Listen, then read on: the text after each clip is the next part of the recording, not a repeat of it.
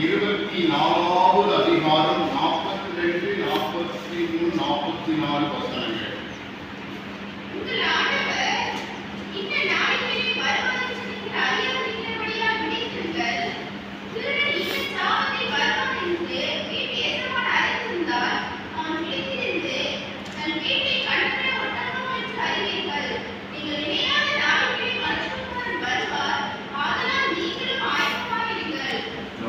பகவத்கீதாவை பிடிக்கிறோம், நீ போற்றுகிறோம், ஆராதிக்க நல்ல கிருபைக்காக நன்றி நன்றி ஆண்டவரை. இப்பொழுது கூட வேத கல்வியை தியானிக்க இருக்கிறோம். கர்த்தரோடு பேசும்படியாக செபிக்கிறோம். இயேசுவின் நாமத்தில் வேண்டிக் கொள்கிற பகவத்கீதாவே ஆமென். ஹல்லேலூயா. உங்கள் ஆண்டவர் இன்ன நாளிலேயே வருவார் என்று நீங்கள் அறியாதிருக்கிறபடியால் விழித்திருங்கள். ஆண்டவருடைய வருகை குறித்து தியானிக்க வேண்டும் என்று தீர்மானம் பண்ணி நாம் வேதத்தை ஆராய்ந்து கொண்டு இன்னைக்கு இயேசுவின் வருகை, இயேசு மீண்டும் வரப்போகிறார். எத்தனை பேர் ஆயத்தமா இருக்கீங்க? அப்ப இன்ன நாளிலே வருவார் என்று நீங்கள் அறியாதிருக்கிறபடியால் விழிப்பாய் இருக்க வேண்டும். கர்த்தருடைய காரியத்தில் உற்சாகமாக இருக்க வேண்டும். சோர்ந்து விடக்கூடாது, கடந்து விடக்கூடாது. திருடன் என்ன ஜாபத்தில் வருவான் என்று வீட்டறிவா அறிந்திருந்தார். விழித்திருந்த வீட்டை கண்ணவிடவற்றான் அறிவீர்கள். திருடன் இன்ன ஜாபத்தில் அது உண்மையாக என்னெல்லாம் அந்த அவருடைய ஞானத்துக்கு என்னதான் ஓடுவதற்கு அதெல்லாம் சொல்லிக்கிறார். அதில் சொல்ல அவர் தயக்கப்படுகிறது இல்லை. திருடன் இந்த ஜாபத்தில் வருவாங்க அறிந்திருந்தா என்ன பண்ணணுமா? அந்த கண்ணவிட விட்டான், கணக்கு பண்ணிட்டே இருப்பான். எங்கேயாவது ஒரு வித்தியாசமா இருந்தா திருடன் கட்டப்பட்டுன்னா அவன் எப்படி களவாங்கன்னு திட்டம் விடுவான். அந்த மாதிரி 24, 28 பிணங்கியோ அங்கே பழிகள் கூடு. பிண இருக்கிற இடத்துக்கு கண்ணு வந்துடும். இல்லையா? அந்த கர்த்தருடைய பிள்ளைகள் எங்க இருந்தாலும் இயேசுவோடு வந்து விடுவார்கள் என்பதற்கு அர்த்தம். இல்லையா? நமக்கு கொண்டாடத்தில் திருப்பணி கிருஷ்ணன் மேற்க ஒரு செட்டு போட்டிருந்த இரும்பு செட்டு. ஆனால் திருடர்கள் சொல்வது அதிகம். நான் ஒரு 3 மாசம் மீட்டிங் உபவாசம் கூட்டம் நடத்திருக்கேன்.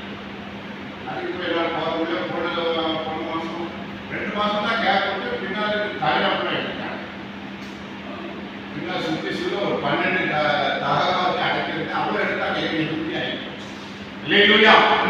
அப்போ திருடன் அவன் கண்ணு விட்டு கொண்டிருக்கிறான். அப்ப எஜமானுக்கு தெரிந்தா என்ன பண்ணுவான்? போய் நின்று தாக்க பிடிச்சு அவர் விரட்டிட்டு வந்தாங்க காரியம் பண்ண முடியும். அப்படி இல்லாட்டா திருடன் திருவிட்டு அப்போ இங்கே ஆண்டவர் சொல்லுகிறார், திருடன் வருகிற விதமாய் நான் வர வேண்டிய சூழ்நிலை இருக்கிறது. அப்ப எப்பொழுது இருக்கணும்? உஷாரா இருக்கணும், ஆயத்தமா இருக்கணும். அலட்சியமா சோர்வா எப்படி வாழலாம் அப்படின்னு இருக்கவே ஒவ்வொரு நாளும் முக்கியம். நீங்க நிலையான நாளிலே மனுஷன் போல வருவாங்க. நீங்க ஆயத்தமா இருங்க. எப்பொழுதும் ஆயத்தமா இருக்கணும். பாதரட்சை சுவிசேஷம் ஆயத்தம் என்று பாதரட்சை என்று தேவன் சொல்லுது. பாதரட்சைக்கு எப்போ சுவிசேஷம் சொல்ல ஆயத்தமா இருக்கணும்.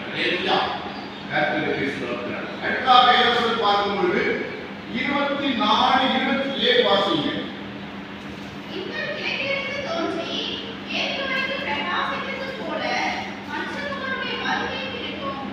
மனுஷகுமாரனுடைய ஆண்டவர் இயேசு கிறிஸ்து வருகை பகிரங்கமாய் இருக்கும். ஆனா இந்த இடையில வேத வசனத்துல ரகசிய வருகை என்று சொல்லப்படுகிறது. ஆனா இந்த இடத்துல கர்த்தர் பகிரங்க வருகை சொல்கிறார். மின்னல் கிழக்கிலிருந்து தோன்றி மேற்கு வரைக்கும் பிரகாசிக்கும் மனுஷகுமார வருகை இருக்கும். இனி ஆண்டவர் ரகசியமா பெத்லகேமில் போய் பறக்க மாட்டார். எப்படி பறந்து வந்துட்டார்? இனி மின்னல் வருவதற்கு இருபது பயிற்சியில் இருக்கும். அதுபோல வருவார். வரும்பொழுது நாம் ஆயத்தமாக இருக்க வேண்டும். அடுத்த வசனம் யோவான் எழுதின சுவிசேஷம் 14வது அதிகாரம் 2, 3 வசனங்கள்.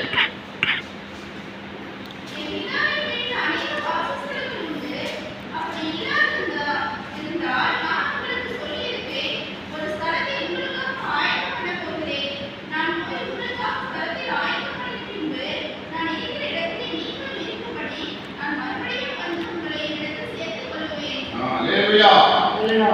அப்போ பிதாவின் வீட்டில் அநேக வாசஸ்தலங்கள் இருக்கு. அப்படி இல்லாதிருந்தா உங்களுக்கு சொல்லியிருப்பேன், அங்க ஒரு வாசஸ்தலம் இல்லைன்னு சொல்லி. ஆனா அங்க அநேக வாசஸ்தலம் இருக்கிறது.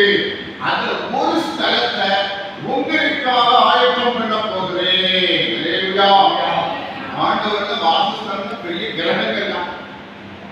சூரிய சந்திரன் நட்சத்திரங்கள் செவ்வாய் கிரகம் புதன் கிரகம் நிறைய கிரகங்கள் இருக்கு.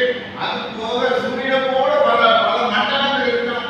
அதுலயும் நிறைய கிரகங்கள் இருக்கலாம். இன்னமும் இருக்கு வானத்துல. இல்லையா? அதை ஆராய்ச்சி பண்ணா நம்ம ஒரு வேலையும் செய்ய முடியாது. அதுக்கு தனியா வான சாஸ்திரிகள் இஸ்ரோ நாசா போன்ற வானத்தை ஆராய்கிறது அந்த வேலையில் இருக்கிறாங்க. நமக்கு அந்த வேலை பார்க்க முடியாது. பார்த்தோம்னா ஆச்சரியப்பட்டு கொண்டே இருப்போம். அந்த வயலில் சாப்பாடு காய்ச்சி வேலைக்கு போயாங்க. அல்லேலூயா. அல்லேலூயா. அந்த அளவுக்கு ஆண்டவர் அநேக வாசஸ்தலங்களை வைத்திருக்கிறார். அதுல ஒன்றை உங்களுக்கு ஆயத்தம் பண்ண போகிறேன். அல்லேலூயா. அப்ப ஆண்டவர் ஆயத்தம் பண்ணி நான் வந்து மீண்டும் உங்களை அழைச்சி கேட்க போயிருவேன். அந்த வாசஸ்தலத்தில் குடியிருப்பேன். அல்லேலூயா. அப்ப நமக்கு குடியிருப்பு பரலோக ராஜ்யம். இங்கே நமக்கு குடியிருப்பு அல்ல. பரலோக ராஜ்யத்துல கர்த்தர் நம்மை வைத்து ஆசீர்வதிக்க விரும்புகிறார். ஒரு தெய்வீக ஒரு சாம்ராஜ்யம். அல்லேலூயா. பரமண்டலத்தில் எங்கள் பரலோக பிதாவே, உம்முடைய நாமம் பரிசுத்தப்படுவதாக. உம்முடைய சித்தம் பரமண்டலத்திலே செய்யப்பட்டிருக்கிறது போல பூமியிலும் செய்யப்படுவதாக. அல்லேலூயா. அப்போ பூமியும் பரலோகம் போல மாறணும். மாறின பரலோகம் போல இந்த மனிதர்களை, ரட்சிக்கப்பட்ட மனிதர்களை பரலோகத்துக்கு கூட்டிக் கொண்டு போக வேண்டும். அல்லேலூயா. அதுதான் தேவனுடைய திட்டம். அப்ப நம்முடைய வீடு வாசல் பலவித சூழ்நிலை இருக்கலாம், ஏற்றத்தாழ்வு இருக்கலாம், எல்லாம் இருந்தாலும் நமக்கு சரிசமமாக எல்லா ஆசீர்வாதத்தோடு கூட ஆண்டவர் ஒரு இல்லத்தை ஆயத்தப்படுத்திக் கொண்டிருக்கிறார். அல்லேலூயா. புதிய இஸ்ரவேல் பட்டணம் குறித்து வேதத்தில் அங்கே சொல்லப்பட்ட வெளிப்படுத்தின விசேஷத்தை பார்க்கும் பொழுது அது விதவிதமாக அலங்கரிக்கப்பட்டதாய் இருக்கிறது. ஒரு ஸ்தலத்தை ஆயத்தம் பண்ணி யோவான்கிட்ட சொன்னாரு. யோவான் அதை எழுதினாரு. அதை வெளிப்படுத்தின விசேஷத்தில் அந்த பட்டணத்தை தரிசனமாய் கண்டார். அல்லேலூயா. அதை பார்த்து வச்சிருக்கிறாரு. அந்த பட்டணம் அந்த இறங்கி வருகிற ஒரு பட்டணமாக இருக்கும் என்று வேதம் சொல்லுகிறது. கர்த்தருக்கு ஸ்தோத்திரம். Praise the Lord. அடுத்தாய் பார்க்கிற பொழுது அப்போஸ்தலர் 1ஆம் அதிகாரம் 10-11 வசனங்கள்.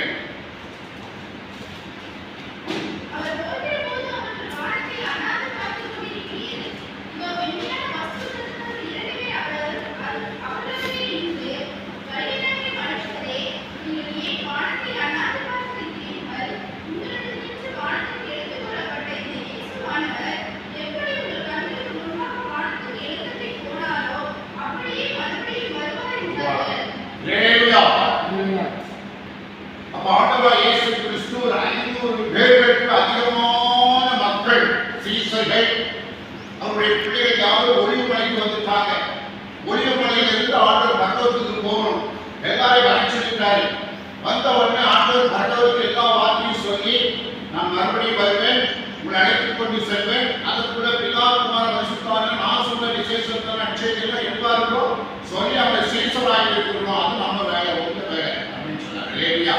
ஆண்டவருடைய கிரேட் கமிஷன், ஒரு பிரதான கட்டளை, எல்லா ஜனங்களும் நற்செய்தி அறிவித்து அவரை சீசராக்கி பிதா குமாரன் பரிசுத்த நாமத்திலே அவருக்கு ஞானஸ்நானம் கொடுத்திருக்க வேண்டும். அல்லேலூயா. நற்செய்தி அறிவிப்பது ஒருத்தர் கேட்கறாங்க, ஒருத்தர் கேட்க மாட்டேங்கிறாங்க. ஆனா எல்லாருமே சீசராக்கி இருக்கணும் அப்படின்னா ஆண்டவருடைய திட்டம். அல்லேலூயா. கர்த்தருக்கு ஸ்தோத்திரம். அப்படி சொல்லி ஆண்டவர் மேல அவர் எடுத்துக்கொண்டது, அவர் மேல அப்படியே போய் மேல எடுத்துக்கொண்டு எல்லாரும் அப்படியே பார்க்கிறாங்க. பார்க்கிறவங்க ஆச்சரியமாய் இல்லையா? நம்ம பார்த்தோம்னா அந்த இடத்துல நமக்கு அந்த ஆச்சரியம் அந்த இடத்துல கிடைக்கல. இல்லையா? நாம் அந்த இடத்துல இருந்தா நாம அப்படிதான் பார்த்துட்டு இருக்கோம். மனத்தை அண்ணாந்து பார்த்து போயிட்டாரு பார்ப்போம். அப்ப தேவதூதர்கள் கீழே இறங்கி சொன்னாங்க, இந்த இயேசு எப்படி போனாரோ அப்படியே திரும்பி வருவார். இல்லையா? இயேசு கிறிஸ்து போயிருக்கிறாரு, போனது திரும்பி அப்படியே வருவார். வரும்பொழுது நாம் அவருடைய பிள்ளைகளாக இருக்க வேண்டும். இல்லையா? உற்சாகமாக ஆயத்தமாக இருக்க வேண்டும். கர்த்தருக்கு ஸ்தோத்திரம். மத்தேயு 24ஆம் அதிகாரத்துல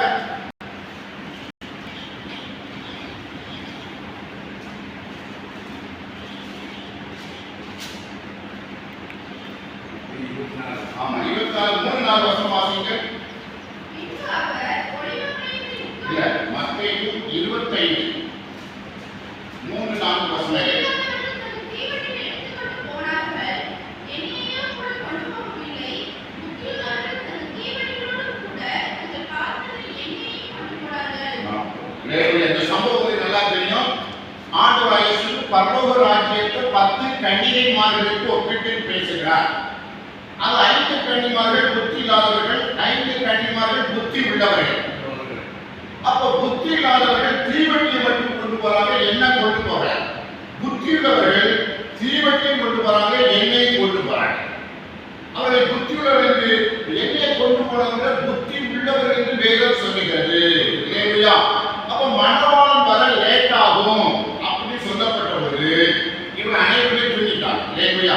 10 பேரும் உறங்கி விட்டார். திடீர்னு மணவாளன் வந்து விட்டார் அப்படி ஒரு சத்தம் கேட்கு. அப்ப 10 பேர் எந்திரிக்கிறாங்க. எந்திரிச்சவங்க தங்க தீவெட்டிய, ஏன்னா அவங்களுக்கு ஒரு தகுதி, அதற்கு வேதத்துல சொல்ல இல்லையா? அவங்களுக்கு ஒரு தகுதி என்னன்னா, மணவாளனை நீங்கள் மணந்து கொள்ள வேண்டும் என்றால் நீங்கள் தீவெட்டியோடு எண்ணெயும் எரிந்து கொண்டிருக்க வேண்டும். தீவெட்டியோடு எண்ணெய் வைத்து எரிந்து கொண்டிருக்கிற ஒரு தீவெட்டியா இருக்க வேண்டும். அப்படிப்பட்டவர்களை தான் மணவாளன் மணந்து கொள்வார், மற்றவர்களை மணந்து கொள்ள மாட்டார் என்று அறிவிப்பு கொடுக்கப்பட்டது. ஆனால் இந்த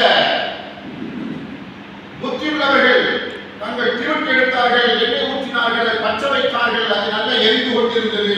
ஆனால் புத்தி இல்லாதவங்க அவசர குறுக்கையில வந்தாங்க. வந்து பார்த்தா எண்ணெய் கொண்டு வரல. அவங்க எண்ணெய் இல்லாதனால தீவெட்டி எரியவில்லை. அப்போ புத்தி இல்லாத புத்தி உள்ளவர்கள் பார்த்து சொன்னார்கள், எங்களுக்கு கொஞ்சம் எண்ணெய் தாருங்க, கடன் கேட்கிறாங்க. ஒரு குறிப்பிட்ட காலத்துக்கு மக்கள்கிட்ட கடன் கேட்கும். மற்ற நாட்கள் செல்ல செல்ல கர்த்தருடைய ஆசீர்வதித்து மற்றவர்களுக்கு கடன் கொடுக்கிறவர்கள் மாற வேண்டும். அதான் புத்தி உள்ளவர்கள். அப்ப நீங்க கடன் இருக்கிறவர்கள் புத்தி உள்ளவர்கள் சொன்னார்கள், அப்படி அல்ல, எங்களுக்கு உங்களுக்கு போதாமல் இருக்கும்படி நீங்க கடையில போய் வாங்கிக்குவாங்க அப்படின்னு சொன்னவங்க இவங்க போய் நம்ம கடையில போய் வாங்க போனாங்க. அதுக்குள்ள மணவாளன் வந்து விட்டா இவங்க உள்ள போயிட்டாங்க. புத்தி உள்ள கையில் 5 பேர் மணவாளர்கள் கூட சென்று விட்டார்கள். கனவு அடைக்கப்பட்டது. பிறகு கடையில போய் என்ன கழித்து வந்து வாசலை தட்டுறாங்க. தட்டும் பொழுது மணவாளன் சொல்லிட்டார், உங்களே அறியே யாருமே எனக்கு தெரியாது. இல்லையா? யாராவது கலவு தட்டி வருவி கேட்டு உங்களை நான் யாருமே தெரியாது, உங்களை யாருமே தெரியாது அப்படின்றது எப்படி இருக்கும்? இல்லையா? அப்ப ஆயத்தமா இருக்க வேண்டும். வேதம் சொல்கிறது, இந்த எண்ணெய் என்பது அபிஷேகம். இந்த எண்ணெய் எப்படி, இந்த அபிஷேகம் எப்படி வருகிறது என்று சொன்னால், அனுதின ஜெபத்திலே வருகிறது, வேத வசனம் வாசிக்கிறத வருகிறது, ஆவில அனலா ஜெபிக்கிறத வருகிறது, கர்த்தருடைய ஊழியத்தை செய்யும் போது ஒரு அபிஷேகம் கொடுக்கப்படுகிறது. இல்லையா? அப்ப இந்த எண்ணெய்ங்க தீவெட்டி, தீவெட்டினா உங்க சரீரம் தான் தீவெட்டி. இல்லையா? இந்த சரீரம் தான் தீவெட்டி. இந்த தீவெட்டி அபிஷேகம் இறங்கும். அபிஷேகம் பெற்றவர்கள். அப்ப தீவெட்டி என்பது நம்ம சரீரமாயிருக்கு, ஆவியாத்மா சரீரமாயிருக்கு. இதை பரிசுத்த ஆவியில நிரம்பிக் கொண்டே இருக்க வேண்டும். கர்த்தருக்கு ஸ்தோத்திரம். அப்படிதான் நாம ஆண்டவர் வருகைக்கு ஆயத்தப்பட வேண்டும். அடுத்த ஒரு சம்பவத்தை பார்க்கிறோம். இன்னொரு 1 யோவான் 2:27 உங்களுக்கு கொடுக்கப்பட்ட அபிஷேகம் நீங்க எங்க எப்படி நடக்குதுன்னு உங்களுக்கு போதிக்கும் என்று வேதம் சொல்லுகிறது. அபிஷேகம் நீங்க பெற்றுக்கொண்ட அபிஷேகம் உங்களுக்கு போதிக்கும். வேற யாரும் போதிக்க வேண்டியதில்லை. பாஸ்டர் வந்து போதிக்கணும், மற்றவர்கள் வந்து போதகர் வந்து போதிக்க வேண்டியதில்லை. நீங்கள் பெற்றுக்கொண்ட அபிஷேகம் நீங்கள் என்ன செய்ய வேண்டும் என்பதை போதிக்கும். இல்லையா? அப்படி போதிக்கிற அபிஷேகம் உங்களுக்குள்ளே கிரியை செய்ய வேண்டும் என்று சொன்னால் நீங்க எப்ப இருக்கணும்? ஆண்டவர் நோய்க்கு ஆயத்தமா இருக்கு. காலையில நைட்டு இப்படி ஆண்டவருக்கு கவர்மெண்ட் ஏதோசம் வாசித்து முதல்ல வேலை பார்க்கிற குடும்பத்தை கவனிக்கணும். அடுத்தது வேதம் ஜபம் தான். அல்லேலூயா. சர்ச்சை 3 வேலை தான். ஒண்ணு குடும்பத்தை நடத்த வேண்டும், அடுத்தது வேலையை போய் சம்பாதிக்க வேண்டும், 3வது சர்ச்சை தான் கிடைக்கும். அல்லேலூயா. சும்மா வெட்டியா சுத்தக்கூடாது, வீணா சிந்தனை போட்டு உருட்டிட்டு இருக்கக்கூடாது, எங்கே வீணா சுத்தக்கூடாது. நேரத்தில் குறிப்பிட்ட நேரத்தில் ஒரு வேலை வெட்டியை முடித்துவிட்டு நீங்கள் சர்ச்சை காரியங்களில் ஈடுபட வேண்டும். அது அசராம இருக்க வேண்டும். இல்லையா? அசராம கர்த்தருடைய வேலையை செய்ய வேண்டும். திடீர்னு வந்து அந்த அவங்களுக்கு சரி சொல்லக்கூடாது. இல்லையா? சொல்றவங்களுக்கு சரியில்லை. இணைந்து போய் ஒற்றுமையாயிருந்து கர்த்தருடைய நாமத்தை நிறுத்த வேண்டும், கர்த்தருடைய ராஜ்யத்தை கட்ட வேண்டும். அப்பதான்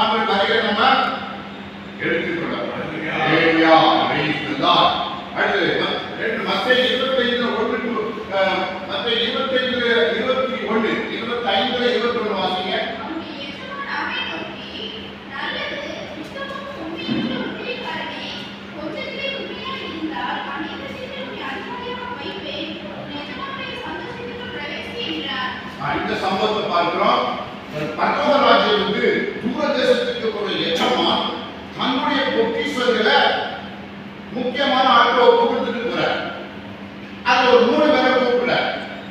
முதல்ல 5 தாளத்தை கொடுக்கிறார், இரண்டாவது 2 தாளத்தை கொடுக்கிறார், இன்னொருத்த 1 தாளத்தை கொடுக்கிறார். கொடுத்துட்டு நான் தூர தேசத்துக்கு போயிட்டு வரேன்னு சொல்லி போயிட்டு வரும் பொழுது இந்த வந்து விசாரிக்கிறார். 5 தாளத்தை கொடுத்து, தாழ்ந்துனா ரொம்ப அதிகமான சொத்து தான். இல்லையா? வேதத்தின்படி ஒரு தாழ்ந்த நிலை வந்து ரொம்ப அதிகமான பணத்தை உடையது. இல்லையா? ஒரு 10 லட்சமா இருக்கலாம், 2 தாளத்து 2 லட்சமா இருக்கலாம், 1 தாளத்து 1 லட்சமா இருக்கலாம். இல்லையா? அந்த வேலை தன்னுடைய பொக்கிஷத்தை கொடுத்துட்டு போயிட்டு மறுபடியும் திரும்பி கொஞ்ச நாள் கழிச்சு வாராரு. வந்து கேட்காரு, உங்களுக்கு 5 தாளத்தை கொடுத்து நீ என்ன செய்தார்? ஆண்டவரே, 5 தாளத்தை இன்னொரு 5 தாளத்தை சம்பாதித்து விட்டு அப்படின்னு சொன்னார். அவனை பார்த்தா கர்த்தர் சொன்னாரு, நல்லது, உத்தம உண்மையுள்ள உழைக்கானே, கொஞ்சத்திலே உண்மையாக இருந்தாய், அநேகத்திலே உண்மை அதிகாரியாக வைப்பேன். நீ கொஞ்சத்தை நான் கொடுத்த பணத்தை நினைச்சுட்ட, பத்திரப்படுத்தி நீ பிசினஸ் பண்ணி நீ பிரயாசப்பட்டு அதை சம்பாதிச்சுட்ட, நல்லது என்று சொல்லி அநேகத்தின் மேல் அதிகாரம் வைப்பேன்.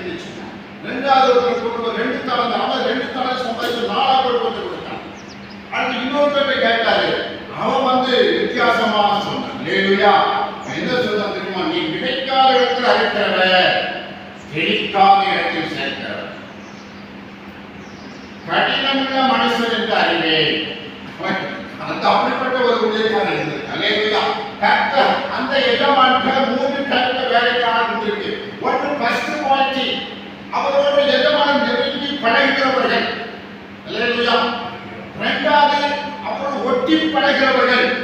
இன்னொருத்தரும் பழகிறான், அவன் சந்தேகத்தோட பழகிறான் அந்த எஜமான். அல்லேலூயா. ஆனா எஜமான் விட உனக்கு 5, 2, 1 சொல்லி கொடுத்தார். ஆனா 5 சம்பாதிச்சா கொடுத்தார், 2 சம்பாதிச்சா 1 வித்தியாசமா பேசாதான். அவன் பார்க்கிற பார்வை வித்தியாசம். நீ விதைக்காத இடத்திலே அறுக்கிற, தெளிக்காத இடத்துல சேர்க்கிற கடினமுள்ள மனுஷன். அப்படிப்பட்ட ஆத்மீக கண்டிஷன் உள்ளவங்க இருப்பாங்க. இல்லையா? அவங்களும் ஒரு பின்னாடி இருந்து சபைக்குள்ள இருப்பாங்க.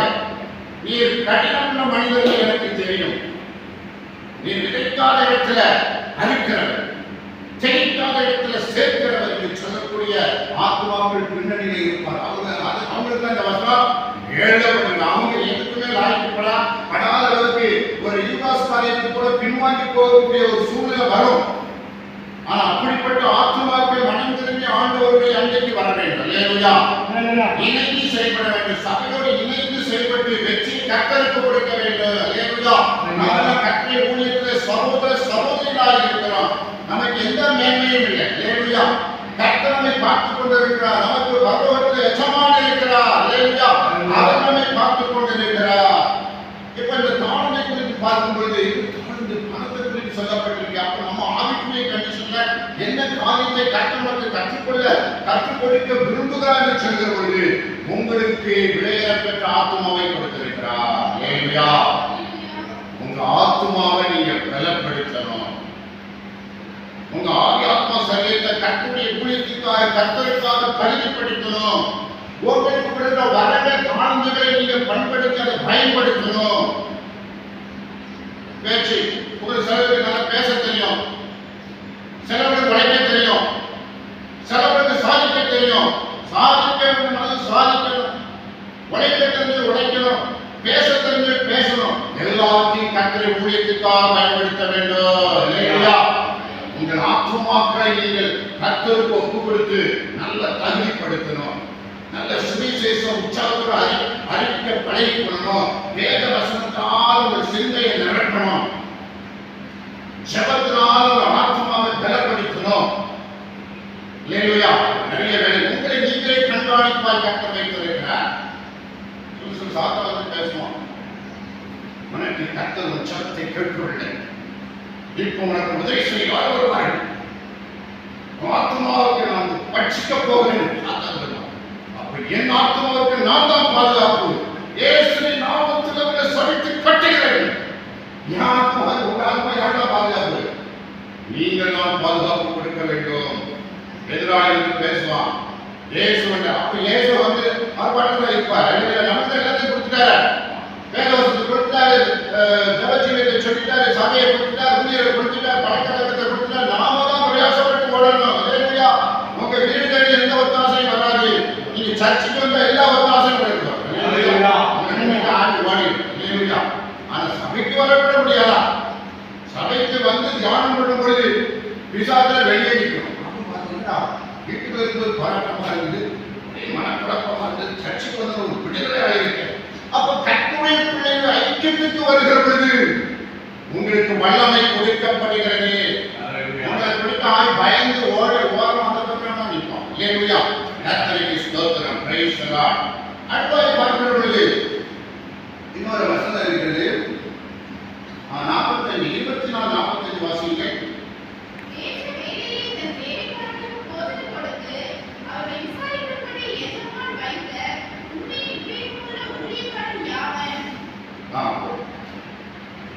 ஏற்ற வேளையில் தன் வேலைக்காரனுக்கு போஜனம் கொடுத்து அவர்களை விசாரிக்கும்படி எஜமான் வைத்த உண்மை தேர்வுள்ள ஊழியக்காரன் யார்? இங்க பாருங்க, எஜமான் இருக்கிறாரு, ஊழியக்காரன் சொல்லி ஒரு சப்ஜெக்ட் இருக்கு, அடுத்து வேலைக்காரர்கள். அல்லேலூயா. அப்ப எஜமானுடைய விவசாயத்திலேயோ திராட்சை பண்ணையிலையோ அங்கே வேலைக்காரர்கள் வேலை பார்த்துக் கொண்டிருக்கிறார்கள். இந்த ஊழியக்காரன் என்பது இங்க சூப்பர்வைசரா இருக்கலாம், இல்ல மேனேஜரா இருக்கலாம். அல்லேலூயா. சூப்பர்வைசரா இருக்கலாம், மேனேஜரா இருக்கலாம். அவன் நெருக்கமானவன், அவன் எஜமானுக்கு நெருக்கமானவன், அவன் எஜமான் நம்புகிறார். அப்ப நம்பி பொறுப்பை கொடுத்துட்டு வெளியே போயிட்டு வந்தோம்னா அந்த உண்மையுத்தமான அந்த ஊழியக்காரன் யாருன்னா வேலைக்காரரை விசாரித்து போஜனம் கொடுக்கணும், அவங்களை விசாரிக்கணும். அவங்க செய்யற வேலையெல்லாம் கஷ்டம் வந்ததுன்னா அந்த கஷ்டத்தை நீக்கணும். இதை உண்மையான ஊழியக்காரன் செய்வான். ஆனா அப்படி இல்லாம சில ஊழியக்காரர் என்ன பண்ணுகிறார்கள் சொன்னால், அந்த ஊழியக்காரர் பொருளாதாரத்தில் மூன்றரை நாட்கள் தன் இடத்தை சொல்லிக் கொண்டு தன் உடல்களை அடிக்க தொடங்கி வெளியே புசிக்கவும் குடிக்கவும் தலைப்பட்டாள். நம்ம நல்ல இருக்கிற சொத்தை அனுபவிச்சு நல்ல குடிச்சு வெறிச்சு வேலைக்காரங்க காதுமாற அடிச்சு மனதை பதைச்சு அவங்க ஒண்ணுனா பண்ணி எல்லாத்தையும் குழப்பி இப்படி வித்தியாசமாக இருக்கக்கூடிய ஒரு ஊழியக்காரனை குறித்து இந்த வேதம் சொல்லுகிறது. இல்லையா? அப்படிப்பட்டவர்களுக்கு கண்டரை உண்டு என்று வேதம் சொல்லுகிறது. இல்லையா?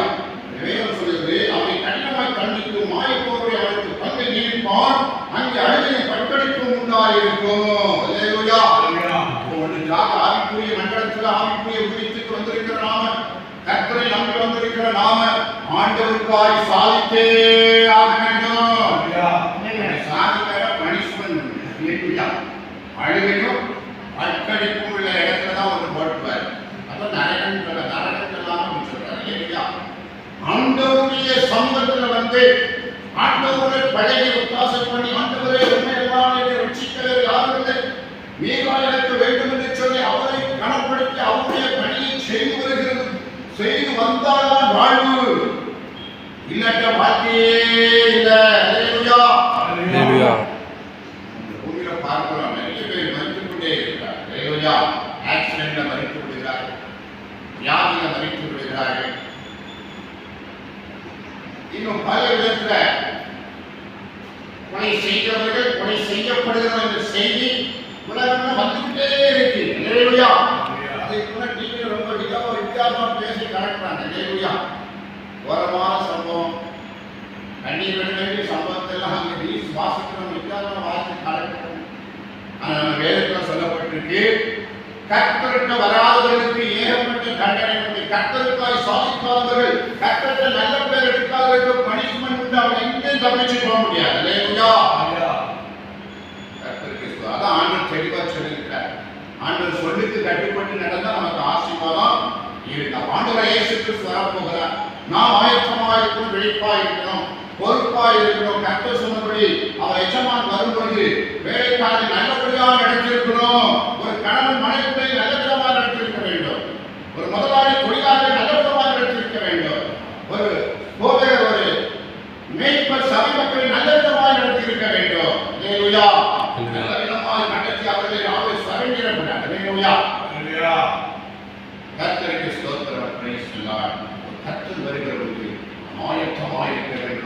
விழிப்பாக இருக்க வேண்டும். இந்த 2 வசனம் கூட இருக்கு. 1 தெசலோனிக்கேயர் 5:16-17 இடைவிடாமல் ஜெபம் பண்ணுங்கள், ஆவி அவிழ்க்கப்படாதிருங்கள், நம்பிக்கையிலே சந்தோஷமாயிருங்கள், ஆவியிலே அழகாயிருங்கள், கர்த்தருக்கு ஊழியம் செய்யுங்கள்.